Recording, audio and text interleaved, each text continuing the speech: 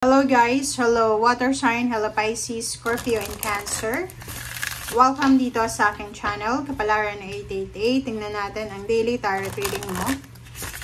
Water sign, Pisces, Scorpio, and Cancer. Ano bang message na para sa'yo? Water sign, Pisces, Scorpio, and Cancer. Tingnan natin. Ano ba to? Okay, first card natin, water sign, Pisces, Scorpio, and Cancer is experiments. Number 33. Wow. So, number 33, sinasabi na nasa right direction ka, nasa right timing, nasa right energy. Sinasabi ng bara sa'yo dito na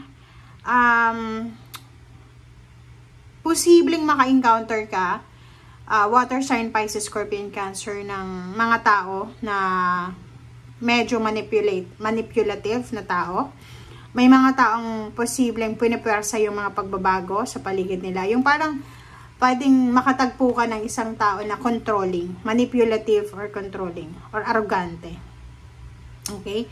So, nakikita ko sa'yo dito, it's either asawa mo yan, boyfriend, girlfriend, family, or kung sino man siya na parang minamanipulate niya yung pagkatao mo. Diba? Yung decision making mo, kinokontrol niya yung buhay mo.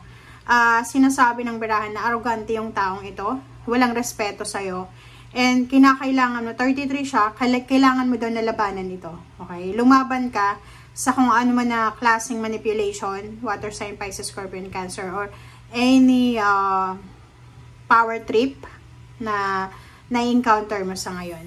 Okay? Wag na wag kang padadala sa manipulation na yan, sa taong yan. Pwedeng it's fire sign, Leo, Aries, Sagittarius, or earth signs, Virgo, Capricorn, and Taurus na mga tao na minamanipulate ka. Mag-iingat ka.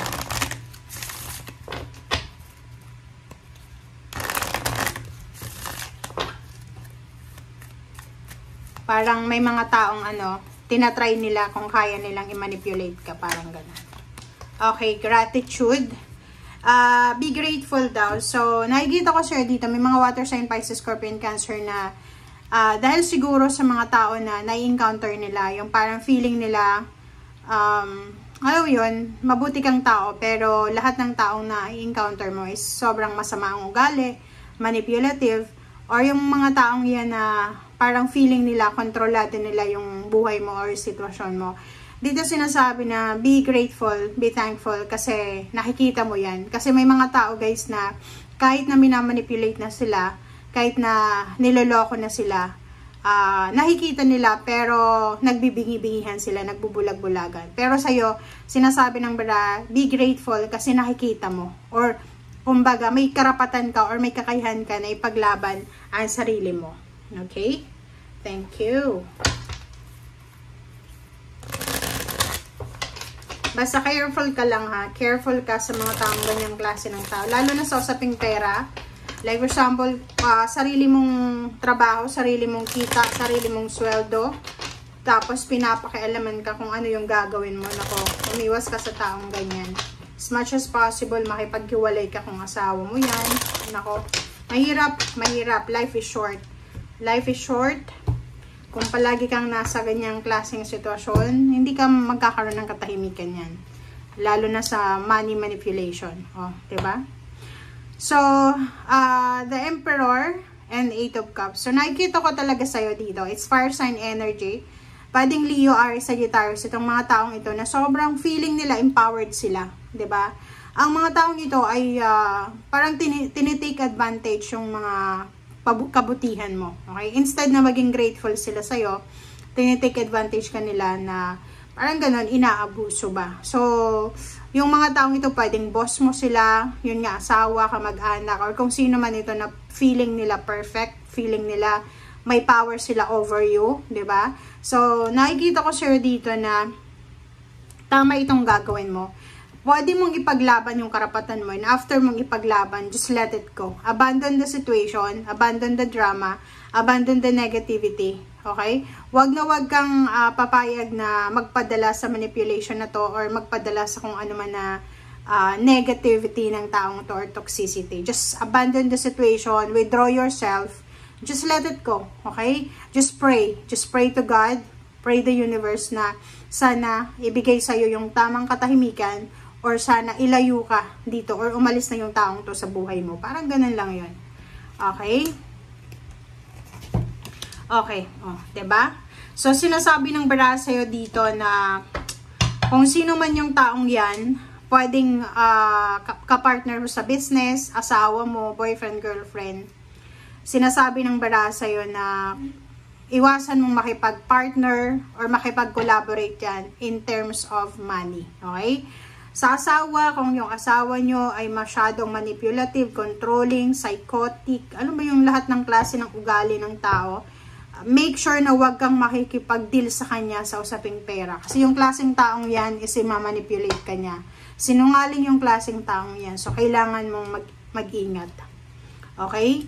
So, Two of Pentacles, diba? Sinasabi ng bara sa'yo dito, iwasan mo yung pagmamanage ng pera with that person.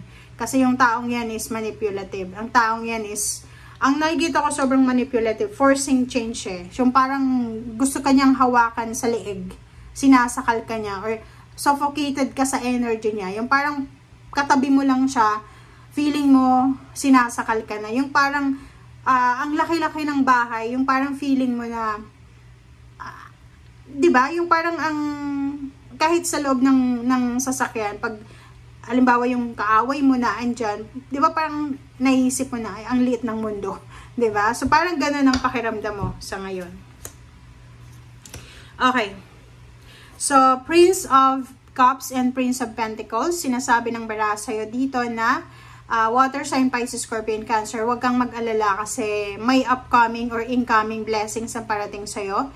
If you are married, if you are in a relationship, or wala kang karelasyon, may isang tao na pwedeng, kumbaga naka-destiny sa'yo, na ibibigay sa'yo ng universe, para, kumbaga, i-save ka dyan sa relationship na yan. So, yung Prince of Cups, maybe it's a relationship, or maybe someone na ililigtas ka dyan sa relationship na yan, or sa kung ano man yan na stagnation, or nakakasakal na relationship meron ka.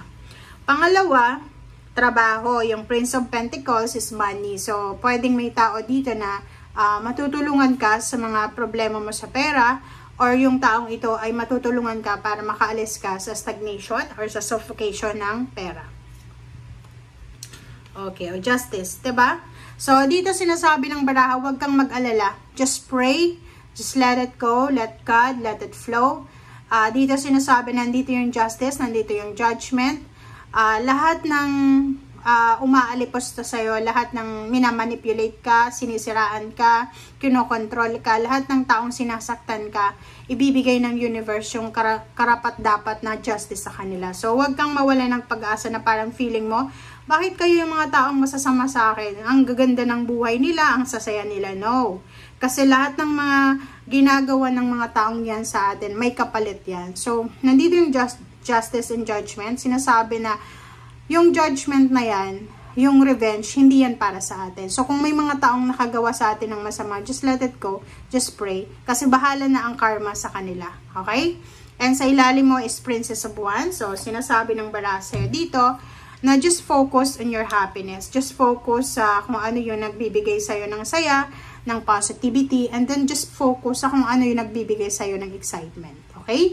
Thank you guys for watching. Bye!